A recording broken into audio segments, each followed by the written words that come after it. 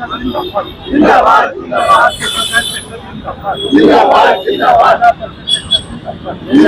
जिंदाबाद जिंदाबाद जिंदाबाद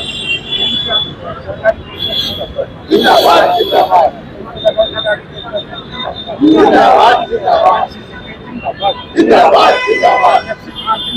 जिंदाबाद जिंदाबाद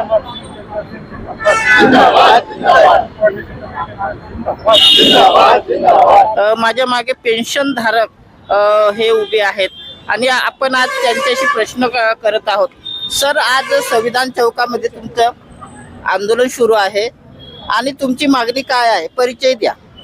मी JP Dhanre, forum of civil pensioners असोसिएशनचा सेंट्रल कमिटी मेंबर आहोत आणि national coordination committee of pensioner असोसिएशनचा जनरल सेक्रेटरी आहोत आणि postal accounts and audit pensioner असोसिएशनचा जनरल सेक्रेटरी आहोत. तर आमचे चेन्नईला वर्किंग कमिटी झाली होती forum of civil pensioner association. त्याच्यामध्ये आमची जी पेन्शनरच्या संबंधामध्ये सगळी चर्चा झाली.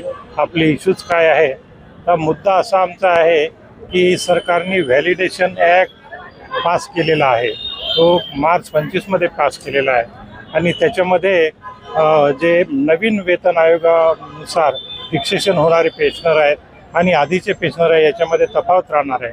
आधीच्या पेन्शनरला फिक्सेशन देण्याची शक्यता दिसत नाही आहे आणि जे व्हॅलिडेशन ॲक्टमध्ये आहे की त्यांनी सरकारने पूर्ण अधिकार घेतलेले आहे की कसल्या तरी पेन्शन फिक्सेशनच्या संदर्भामध्ये म्हणजे दोघांमध्ये डिफरन्स करण्याचे अधिकार घेतलेले आहे. त्याचप्रमाणे 8वा वेतन आयोग स्थापन झालेला आहे. त्याच्यामध्ये पेन्शन फिक्सेशनचा मुद्दा त्यांनी दिलेला नाही.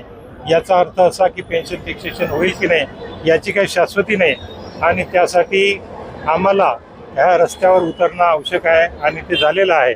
यामध्ये सेंट्रलचे आहे, स्टेटचे आहे, राज्य सगळीकडले इतरही LIC असो, महानगरपालिका असो आणि बँक असो, सगळे लोक यामध्ये प्रभावित होणार आहे. आता तुमची मागणी नेमकी काय आहे? आता मागणी याचं व्हॅलिडेशन ॲक्ट गव्हर्नमेंटने पास केलेला आहे तो रद्द करावा आणि वेतन आयोग जे आहे तुम्ही स्थापन केलेला गव्हर्नमेंटने तर त्याच्यामध्ये आमचा पेन्शन डिव्हिजनचा मुद्दा टाकावा.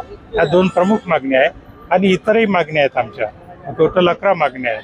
त्याच्यामध्ये महागाई भत्ता जो आहे 50% महागाई भत्ता हा पेन्शनमध्ये समाविष्ट करावा ही सुद्धा आमची मागणी आहे. जर सरकारने तुमची मागणी मान्य नाही केली तर तुमचं समोरचं त्याच्यानंतर आमचा सप्टेंबरमध्ये एक आंदोलनाचा कार्यक्रम आहे. तो स्टेट लेवलचा राहणार आहे आणि स्टेट कॅपिटलमध्ये तो आंदोलनाचा कार्यक्रम राबवण्यात येणार आहे आणि त्याच्यानंतर नोव्हेंबर 25ला आम्ही